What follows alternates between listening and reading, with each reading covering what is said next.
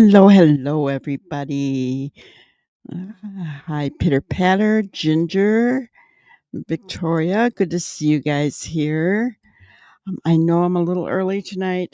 There's so much going on tonight, guys. I know that Mob Crew is going to be on at 6, and Jennifer Coffindavers on now, and there's just so much going on. So I thought I'd kind of sneak in the middle. I don't know. We'll see. Maybe people can watch on the replay if nothing else. But it's really hard now to kind of fit in with everybody. But I'm doing my best. So there. I won't make it a real long live tonight. I just had a couple of things I wanted to go over with you. First and foremost, I wanted to share something with you. Really sad. When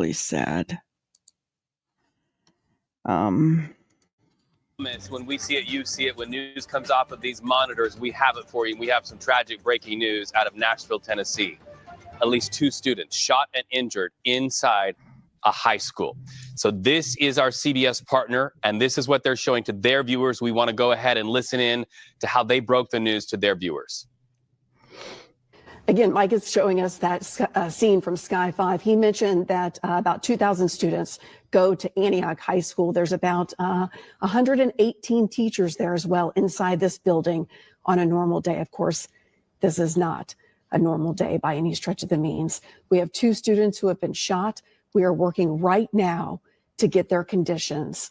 We also do know that the TBI is on the scene and beginning an investigation. We have been told by Metro Police this is an active crime scene now. We have also been told the shooter is no longer a threat. So right now they are trying to keep students safe, corral them to one location so that they can be reunited with their parents. We have calls into police. We have calls into the school to get the very latest on the conditions of the students involved in this shooting this morning. As you can imagine, this is an all hands on deck kind of scenario. Everyone is rushing to that scene, as Mike described from the helicopter, and just driving down I-24 to get to the airport this morning. Emergency vehicles just rushing there to get there and get on scene and keep as many students safe as possible. You can see car after car lined up outside the school this morning. So, guys, Antioch is a community that I lived in when I lived in Nashville. So this kind of really hits close to home. And if any of you were in here when I was talking about my stepson and how we were living in an area in Nashville that I just did not think was good to be sending my already troubled stepson to, this was that area, guys. I knew it wasn't good. So we moved out of the area. Having said that, my heart aches. 17-year-old red-rummed another 16-year-old girl, and then, did himself in. I think it was a he, I don't know for sure. And then there was another student who had like a grazed wound and was treated and already released. So it could have been a lot worse. I'm hearing people going on about, the school district didn't help. Guys, that entire area is not good news, right? So, and it's been known to be that way for a long time in and around the Nashville area, right? So I don't know what needs to be done. I mean, obviously, there was only 2 school resource officers on staff, and there was 2,000 students. That doesn't seem like enough. I don't know, but I think it all boils down to mental health, right? Why are kids taking guns to school? Hello, chemistry queen. Good to see you. Let's see me chat. Oh, well, I appreciate you coming in. Thank you. Replay is always good too. So, Jennifer, good to see you. But yeah, I just wanted to share that so everybody could be in prayer for the victims of this tragedy. School shootings are horrific, and when I saw it was from my old community, it just broke my heart, guys. And how, the Lord was even watching over me back when I lived there and said, no, we can't stay here. We can't, my stepson was troubled. That's why they sent him to us. And I mean, can you imagine him being in that school? No. So the Lord was looking over us back then, even, But yeah, so there was that. Just not a good thing to happen today. Could have been a lot worse, but still, when anyone loses their life, it's not a good thing, right? We don't ever want to see that, especially children who have their whole lives ahead of them. The next thing I did see, and I just wanted to share it with you because you know me, when I see poems or quotes or whatever, I just like to, and like Nick's post yesterday that I shared, that was so incredible, guys. So I thought I'd share this one. And Betty put this out for Sebastian Rogers, A Father's Love. Beneath the stars in a quiet sky, a father's heart aches, asking why. Oh, I don't think I'm going to get through this without crying, guys. Why the laughter faded, the days grew still. Why the world turned cold against his will. Sebastian, your name's a whispered prayer, a beacon of hope in the midnight air. Each breath your father takes is a vow to find you, to save you. He's searching now. Through shadowed woods and silent streets, through memories that his mind repeats, he walks with strength, though the path is steep, fueled by the promise his soul must keep. The world may falter, turn a blind eye, but your father's love will never die. For every tear, a flame burns bright, a relentless torch through the endless night. He sees your smile in the setting sun, hears your laughter where rivers run. In his dreams he holds you near and wakes each day to face the fear. But fear cannot quell the fire inside, the unshaken faith, the love undenied. Through every lie, each twisting tale, his mission stands, he will not fail. To the one who knows and hides away, your truth will dawn as night turns day. The weight you carry will crush the stone, for love and justice will bring him home. Sebastian, sweet boy, wherever you are, know your father's love shines like a star. Through storm and shadow, it lights the way until you're home in his arms to stay. Ah, isn't that something, guys? Betty, if you're hearing this, that was incredible. Wow, made me cry. Oh, I have to wipe my eyes, guys. The tears were just streaming down as I was reading it. Oh, I'm not an overly emotional person, but you can tell how much I care about this case, huh? Incredible. I didn't think that was going to happen to me. Oh, goodness. So yeah, there's just a couple of things that I wanted to talk about, and starting it out with that, I think was the good way to go, because it is about Sebastian, right?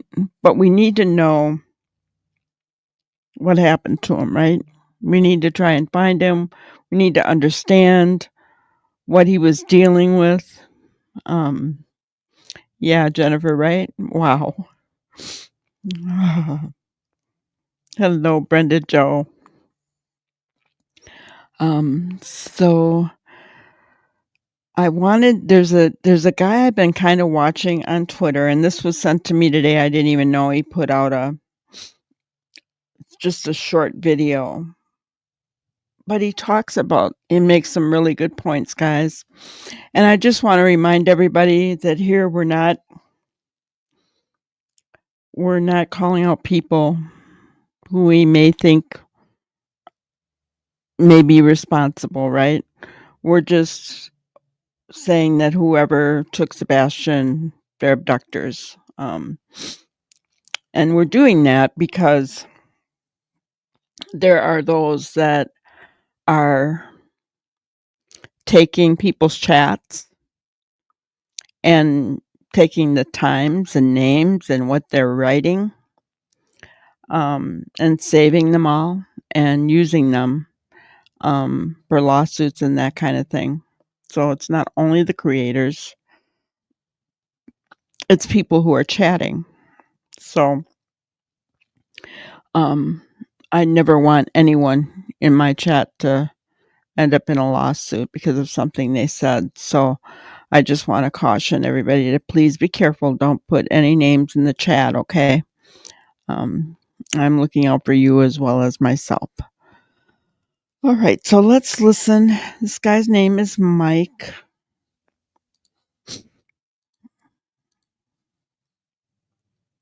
Go there first, and then the final thing we've got. My name is Mike the Man. My Twitter name is @Firetown. If you have any statements that you would like me to look at, especially if these are older statements made by Katie Proudfoot, please bring them my way. Today, I want to talk to you guys about something that I have already discussed in the very, very beginning of the Sebastian Rogers case. And that is basically Katie Proudfoot and a few statements that she has made twice. You see, 3 is the liar's number in statement analysis. But what I like are statements that have been made twice, because they are often either confirmed or there are inconsistencies. It allows us to dig a little bit deeper and see what sticks. And Katie Proudfoot has first talked about a thud that she heard around 10 p.m. Now, she has talked about the thud twice. First, herself, she brought it up. Then there was an interview that you guys have possibly seen where she was asked about it. And the interviewer said, okay, so can you tell us what happened? You heard a thud at 10 p.m., right? She said, yeah. And she said something like she was yelling out to him when he was in his bedroom. Hey, Baba, what happened? Did you fall out of bed? Supposedly he said, no, ma'am, or something like that. One thing that's interesting with Katie Proudfoot is how the speed of her speech keeps on changing. When she is when she's speaking from experiential memory, she tends to be calm, slow, sort of introspective, and she speaks very clear. There are no grammatical errors in her language. Everything makes perfect sense. But when she reads from a script or the memory of a script, she speaks fast. Her sentences often overlap, and she makes grammatical errors. And these patterns, everybody has a certain pattern, and how these patterns change can sometimes, they're not evidence for anything, but they can sometimes help guide us towards something that we may want to have a closer look at. Now, did you fall out of bed?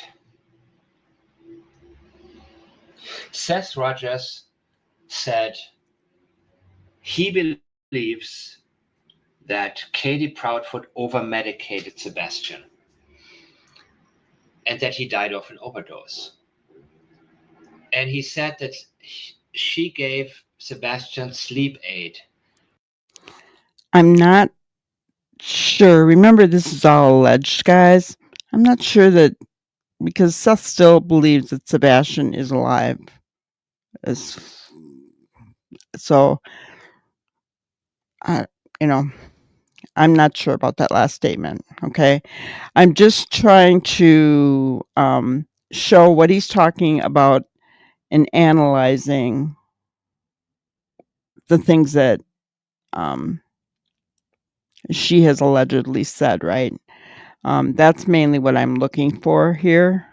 And you'll see why I'm thinking that in a minute. Many, many, many times.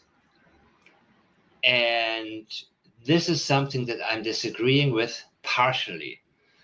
The whole time she was speaking about how much Sebastian had to eat that day. The colossal popcorn, then we went here to eat, then we went there to eat. He was eating. Chris and her often spoke about him easily getting overstimulated.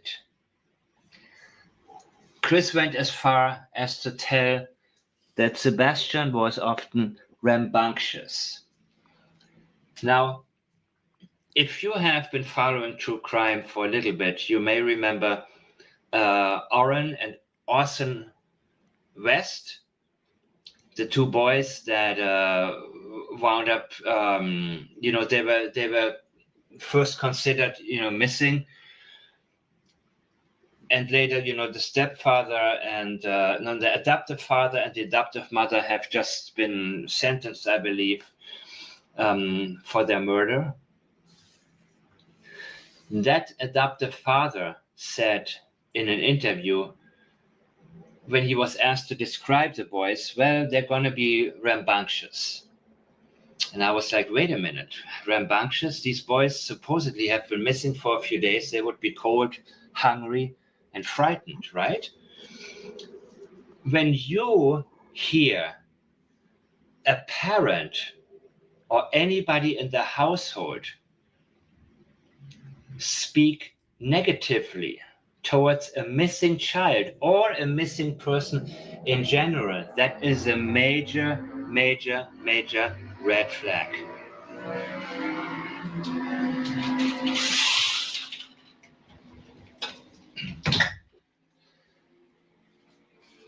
We all know whenever somebody is missing, you're going to see on TV people talk about the people as if they were the best people who ever lived on earth. And that's a normal thing, especially with a child. It doesn't matter how well or not well behaved a child was. At that moment, that child is in need. In that moment, that child is all is forgotten. Parents tend to blame themselves for just about everything. What could I have done better? How could I have prevented what is going on right now? And with these two, Katie Proudfoot and Chris Proudfoot, it is the complete opposite. When somebody tells you something negative about a missing person, listen closely, because what they're doing is giving you an insight of what the problem was that may have led to them no longer being here. Did you hear that, guys?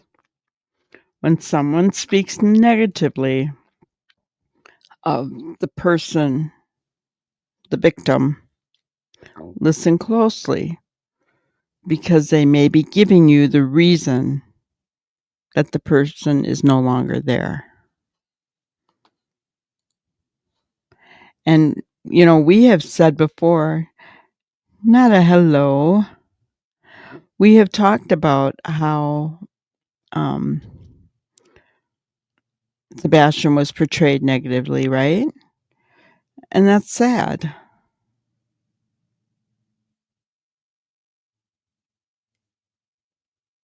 Oh, thank you, Nada. I appreciate that. That's so sweet. She said, I mostly watch my TV, but wanted to come in and say hi and let Granny know I love her coverage of Sebastian's case. Thank you. I appreciate that so much. So, I'm trying to analyze things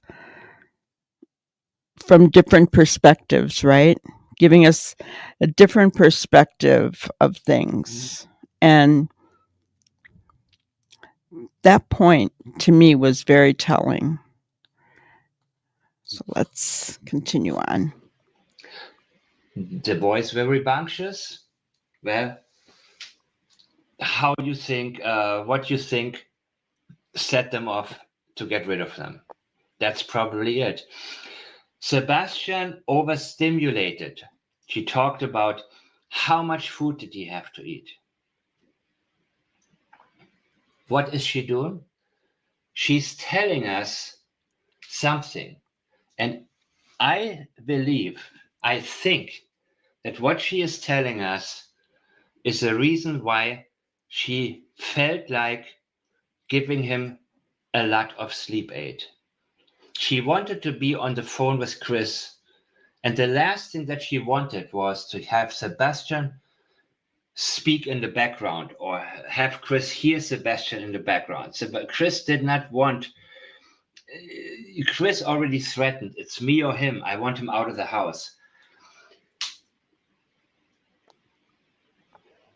It is my thought and my opinion that she gave Sebastian a lot of sleep aid. That sleep aid, imagine a boy less than 120 pounds. He had a lot to eat that day, and then he takes too much sleep aid. He may have tried to vomit. He may have tossed and he may have turned, and then did you fall out of bed? Let's look at the second statement from a completely different interview. Katie Proudfoot said, we are out looking and trying to make sure everyone stays. Okay, stays. She didn't say starts looking, right?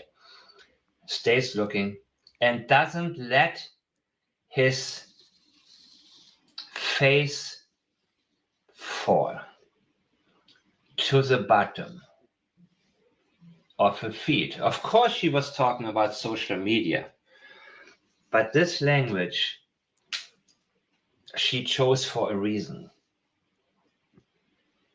There is a reason that she said, let his face fall. Let his face fall to the bottom. Really, guys, I mean, why was that said? We don't want to see his name, his case fall to the bottom of a feet, right? But instead it was let his face fall out of bed. Wow, right? That's a little scary if you think about it. Let his face fall out of bed. Everyone stay looking.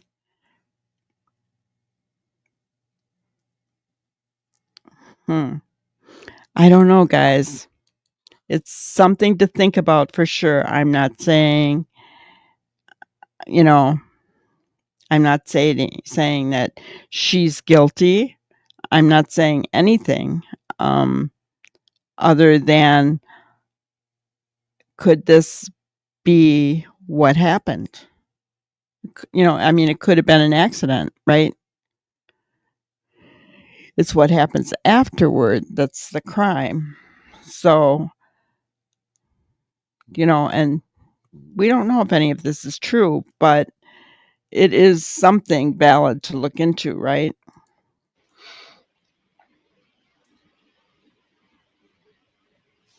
Sebastian Rogers probably tossed and turned.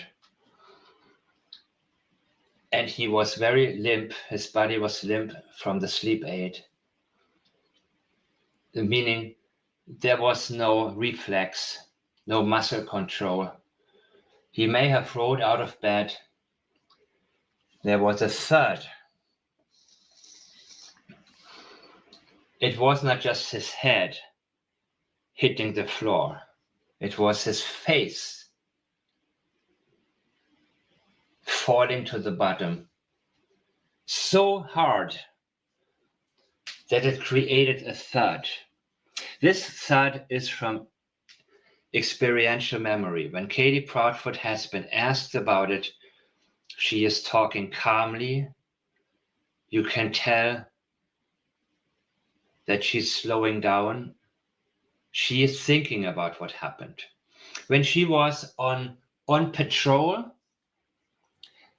she made so many errors when she spoke. She made so many mistakes. She overlapped her sentences because she was speaking from a script. She was trying to get through it very fast. She didn't need time to think.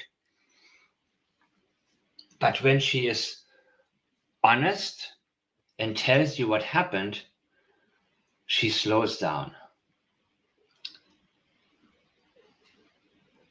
What happened after? There are different videos out there that I will look at again, where Clarksville is mentioned in one, and another one where Katie Proudfoot also made two statements that show she was worried about what the camera footage may have shown. Thank you guys for watching. I'll be more than happy to look at some of your statements on X at Firetown, and especially if it's early interviews. I am not into the new ones. I don't care about the many lives that are done. There's nothing productive I see coming out of any of them. And these early statements have been overlooked. And another thing I need to say is it is my opinion that Katie Proudfoot is a sociopath, meaning it is harder to do deception detection with her. It's harder to do statement analysis because a person who's sociopathic, the likes of Casey Anthony, Ted Bundy, these are people who can make statements that actually show up as what would usually be reliable. They may leave a statement that doesn't even leave maybe any red flags, because they are able to lie as if it was the truth. You know, that line from George Costanza comes to my mind. Remember, it's not a lie if you believe it. So these are people that can actually make themselves believe the lies, but they're also very, very cautious in getting caught in anything. They are basically scared to death of getting exposed. And Katie Proudfoot is one of those people, in my opinion. So it is my opinion that Sebastian was never abducted. Katie Proudfoot was alone with him at home. She wanted to get on the phone with her husband. Sebastian was overstimulated, as she would have called it. He had too much sugar. He couldn't sleep. And she medicated him. And this time she may have given him too much. He probably tossed and turned, rolled out of bed, no muscle control, body limp, fell right to the bottom, to the floor, hit his face so hard that it even created a thud. And this is my opinion that he died from that. Once again, everything I have stated is my opinion and my opinion only. And I hope I have done my best to explain to you how I have come to these conclusions. Okay. So, I talked yesterday. Oh, so Michelle, let me email me, okay? Right here at granniescrimebusters@gmail.com. Okay? Shoot me a quick email.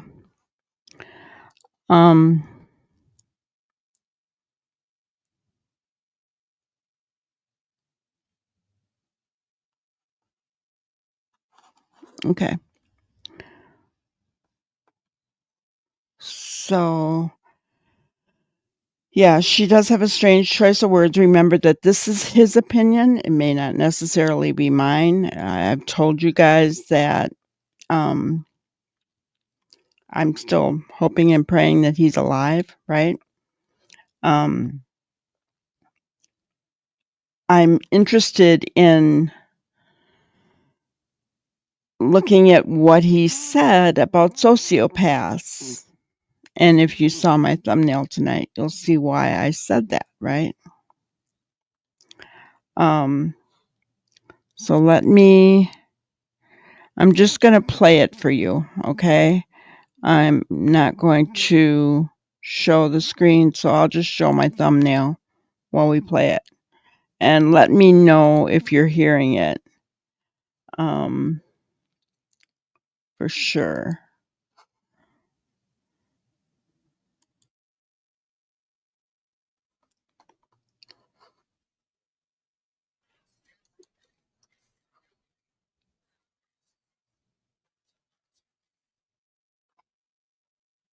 Can you guys hear that?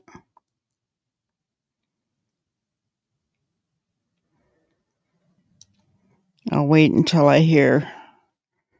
I want to make sure you're hearing it, okay?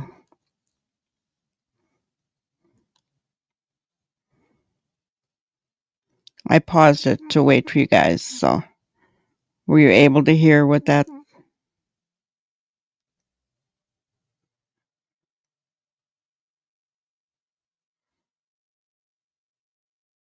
No. Okay. All right, let me try this.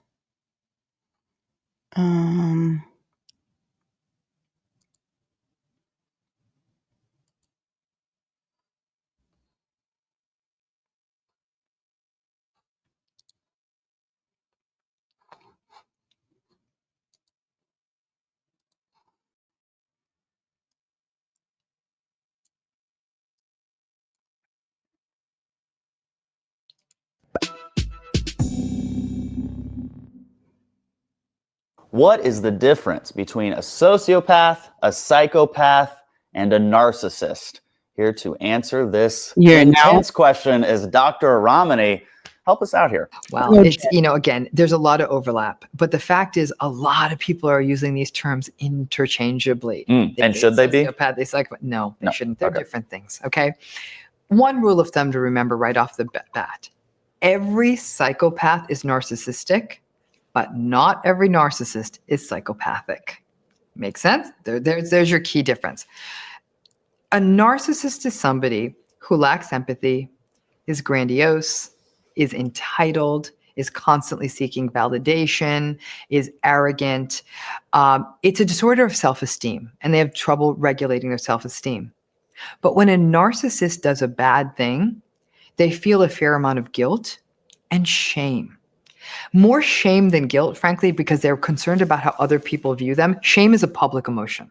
So they don't like being viewed negatively in the public eye or by other people. That's where the shame comes from. But they'll feel a little bad. Like if they cheat on their wife, I probably shouldn't have done that. Yeah.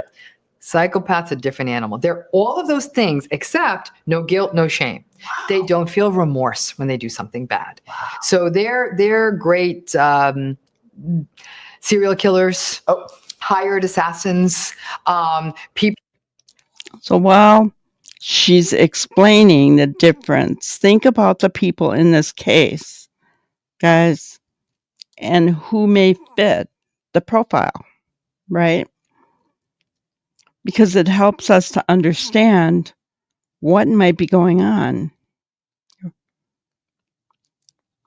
We're not going to name them in here, Just putting that out there. We're not going to name them, but I think it does help us to understand how people are reacting in this case, right? So let's continue. People who are going to go in and literally sort of gut a business. These are your guys. They're like, I don't care who gets hurt. They'd say that and they'd mean it. Okay. Where a narcissist is like, I hope no one gets hurt. Okay. The difference between the psychopath and the sociopath is the one where most people get confused, because the sociopath is a lot like the psychopath. They do bad things and they don't care. Okay. Here's the key difference. A psychopath is born and a sociopath is made. Okay, that's the key. So a psychopath, in fact, we know in the research on psychopathy, which has also been called antisocial personality disorder in our diagnostic manual, these are people who are actually believed to have slightly different autonomic nervous systems. Our autonomic nervous system is actually that part that holds our sympathetic nervous system, which is our fight and flight system. So when our autonomic nervous system for a normal person gets charged up, which it would if we broke a rule, if we did something embarrassing or rude, if we ran through a red light, our heart starts racing. We sweat, our pupils get wide, we look around because we're afraid of the consequence. A psychopath doesn't have that same kind of arousal. That's why they're able to lie on lie detector tests. That's how they get away with it. They don't have that same kind of arousal. So where you or I may go on a roller coaster, they can lie on lie detector tests and get away with it, guys. Whoa. That's psychopaths are born, not made. Sociopaths are made. Again, just think about how this fits, guys. or feel that sense of excitement. We need to get that arousal in a good way. We don't like feeling it when we do something wrong. They don't feel it. So do they get stressed? No, not in the same way. So if they're driving, because if I'm driving and I see police sirens coming behind me, I mean, it is a full on, my gosh, I can't believe I'm going to get pulled over. But a psychopath would see that and go, oh, I'm going to get pulled over. Well, this could be. They could have a dead body in the trunk and they wouldn't. And so they pull over, they get the ticket, and they don't care. No, they don't care. And they pay the ticket? And maybe not. They'll even probably get an attorney to get them off or say, yeah, my understanding of your state laws is you can't really be doing. Oh my gosh, guys. You know who I just thought of? If any of you have followed the Brian Koberger case and how he was stopped twice within 10 minutes. And he was just chatting away, wasn't he? Oh, wow. Wow. And yes, Chemistry Queen, it is scary, isn't it? It's like, I love, she is breaking this down so simply, Sometimes that kind of stuff can get, I don't even like to hear it, but she's making it interesting and breaking it down so simply that, I'm sure we're all thinking of people that we know, but I thought of Brian Koberger getting stopped by the police on his way to Pennsylvania twice it was in Indiana, wasn't it? Twice within a 10-minute period. And he didn't look flustered in the least. This and they'll be cool as can be. And this is a difference in their actually their how makeup. Their nervous systems are wired and their brains are. There's actually been interesting research done with PET scans where you can see brain function. And what not just to clarification, not PET like dogs and cats, PET scans. Positron emission tomography scans of the brain, which show brain functioning, if you will. And what they see is that the section of the brain that serves empathy, that doesn't naturally light up in them. And you can actually teach them to be empathic for a minute, but it doesn't last. A lot of psychopaths who commit violent crimes end up in jail. And the ones who commit more like white collar crimes, I guess they end up as multi-billionaires because they're willing to do really, really rough stuff in their business and get through like a cartel leader or something like that. Call for the killings of other people. Now, their interesting counterpart are the sociopaths. Psychopaths born. They tend to, their belief is that they may very well have, this might be genetic.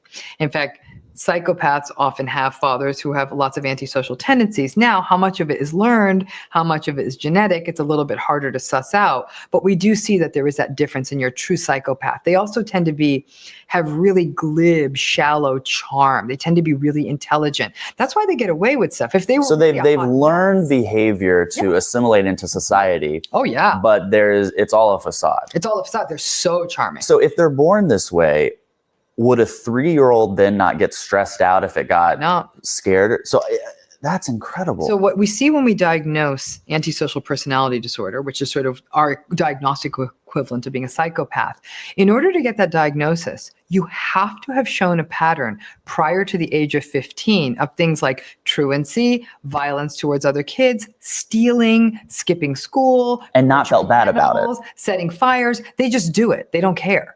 And that before the age of 15. So it's a long-standing pattern. That's what makes us call them a psychopath or having antisocial personality. Now, this is different than sociopathy. Yes, okay. Sociopathy, they look a lot like the psychopaths. Difference is they were made. So some examples here. The kid who grows up in a really, really, really, really rough neighborhood and learns criminality to get by, or learns to be a bully, or gets involved with sort of like the wrong kids and uses a lot of muscle because that's survivalism. But it's not necessarily always comfortable for them. They just learn it. It's the person who grows up with a father who teaches them the business and teaches them how to break the rules. Would they start sweating and have their heart race if they got pulled over? They might. They may not feel so good about it. They'll be a little bit more uncomfortable with it, but in time they learn it. And it's almost like they get trained in not being as aroused by it. Listen, if you broke enough rules, if you lived under certain conditions of lawlessness long enough, you'd adjust to that new world order, if you will. That's what the sociopath does. And so they're the person who someone who said he was actually a great kid until he got to high school. And then it seems like he got in with the wrong kids. That feels more like the sociopath. Wow. Okay, that's almost like a training that might happen from within the family, within their community, within even the job they get, some cases even within some form of military training. Have you had sociopaths and psychopaths? Some cases. I'm going to replay that, guys. Listen to what she said here. In some form of military training. In some cases, even in some form of military training. Scary. All right, let's continue on. She's talking so fast. It's nice. I don't have it sped up, guys. I don't have it slowed down. This is just the way that she talks. Have you had sociopaths and psychopaths as clients? Not really, no. They don't tend to come in for therapy. They don't see any benefit to it. The only time you would tend to see psychopaths or sociopaths come into therapy with any consistency is if they were court ordered. So I thought you were going to say couples therapy. No, God, no. It's because they're court ordered. So the judge will make that a condition of release kind of thing, or they're within prisons and jails and getting some treatment in there. This is so incredibly fascinating to me. If a psychopath goes to jail, he isn't upset about going to jail? In some ways it becomes a cost of doing business. But it's also, they're not happy about it. There was psychopaths, and to some degree sociopaths, don't think about consequences. That's why they pull really penny ante silly crimes like holding up a liquor store. Basically, I need $150. Here's a liquor store. It's open. Let's go get the money kind of thing. So it's like they act first and think later. So they often don't plan in terms of consequences. That's why they have a tendency to lie, cheat, steal, and they tend to have very inconsistent work histories because they're not able to hold a job. Aliases. It's definitely like it's more of a griftery kind of a space. So we've talked in previous videos about how to cope while dating a narcissist.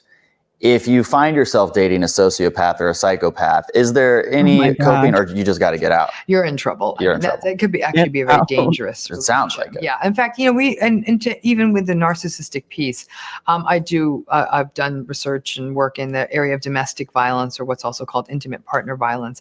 Most people who perpetrate domestic violence are either narcissistic or psychopathic. And so there's a danger there. In other words, they will dispose of you if you get in their way. I want to share a story with you to get your feedback. This was told to me by a friend, and she said in college she dated a guy for a year, but the guy started to get just a little weird, and they broke up.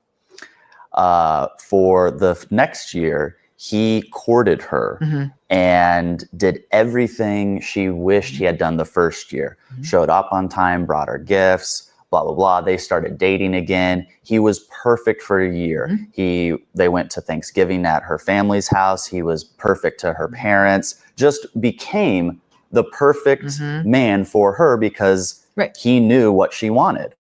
And after a year, on the 1-year anniversary, he broke up with her and said, I've been playing you this whole time because I wanted to crush your heart. I am not actually behaving this way, or this isn't real. I've been faking it for a year just so I can crush you. Would that be more psychopathic? That's more psychopathic. Or sociopathic is more likely, but if they have no empathy, then why would they want to hurt somebody?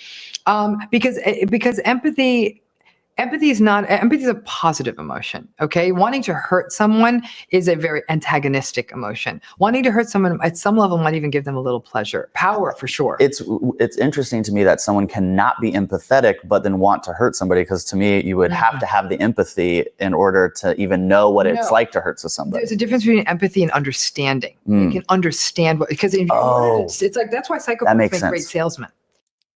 I'm thinking of someone in this case, guys, in my opinion, who has no empathy whatsoever from anything that we have seen in any interviews, right? That's very, very interesting, right? That they have no concern about crushing someone, right? About taking them down. It's kind of a scary thought, isn't it? And, Ginger, if you were with someone, yes, I'm glad that you got out of that. My goodness, right? Yeah, anyone that is with someone like that, you need to get out big time because they understand a person. They can read a person and immediately say, I got his vulnerability. I'm going to make him buy a car. Psychopaths are great salesmen. Salesmen for cars, timeshares, all that stuff where they're upselling and almost taking advantage of someone sometimes, making them take on more money and cost of something than they really should. But no, it's that he was able to be superficially charming. Psychopaths and sociopaths and narcissists make great chameleons. They're definitely able to change the situation to get what they want. And psychopaths in particular and sociopaths they view the world as an instrument to fulfill their desires. That's really what they're about, which is what it's awful because they're going to often discard a partner when they don't have much use for them or expect them to have a very specific role. So they may have married her and she may have had their kids. Now she's going to have to put up with their affairs because they want something else. And too bad if you don't like it. This is the new world order and I will destroy you in court. It's that kind of thing. That is insane. Yeah, it's chilling. I want to leave it right there. I have learned more about sociopaths and psychopaths than I ever thought possible. Make sure you check out as well our discussion about narcissism with Dr. Ramani. Thanks again for being here. For more information on all things So, what do you think, guys? What are your thoughts? It's kind of scary, isn't it? When you look at people, when they break it down to individuals. And, I know we're not naming anybody. I'm not naming anybody, but I do feel that there is a little bit of that going on in this case, right? So,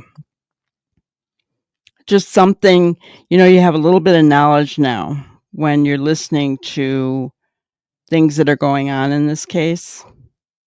You can apply that knowledge to what you've learned. And that was my goal for today, because, what this boils down to, I mean, kind of this whole video tonight was, we started with the school shooting and how horrific that is, right? And it's the mental health of our children, okay? And then, we looked at Mike, I don't know how you say his name, Damon, however his name is said. He's what? Look him up on Twitter, guys. Or X. I can't get used to saying that, but he has some really good points. He makes some really good points, guys. I mean, just follow him on the Sebastian Rogers case on X. I mean, incredible. And all of this has to do with mental health.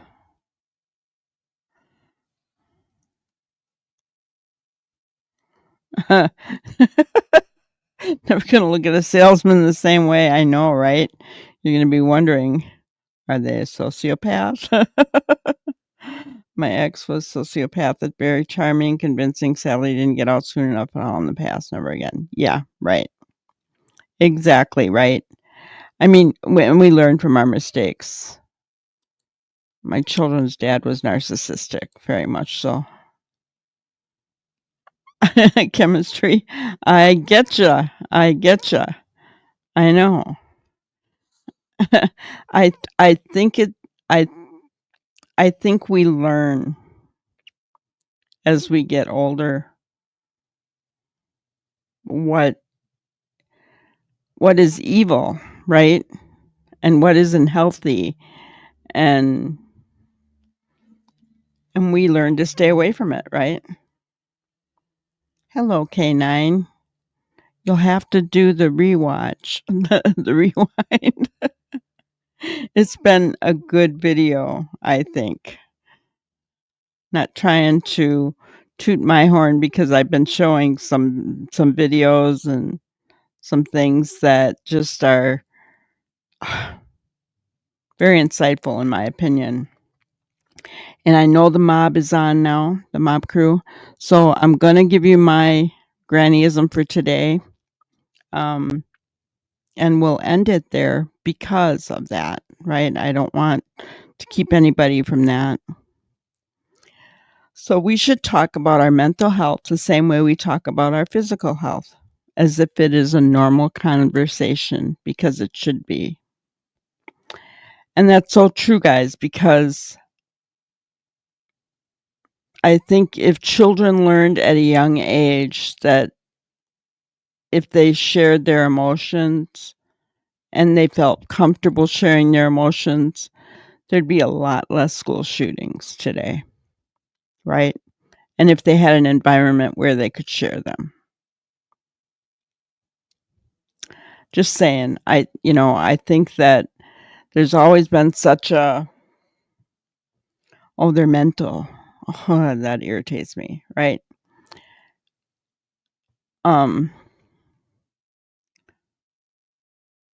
It's something that should be talked about, like a normal conversation.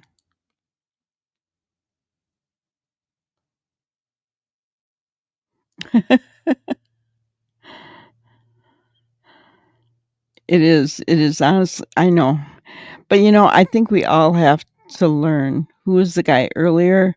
That was Mike Damon. His, let's see, Ginger shared it earlier, and I have it in the description. One of the links is his.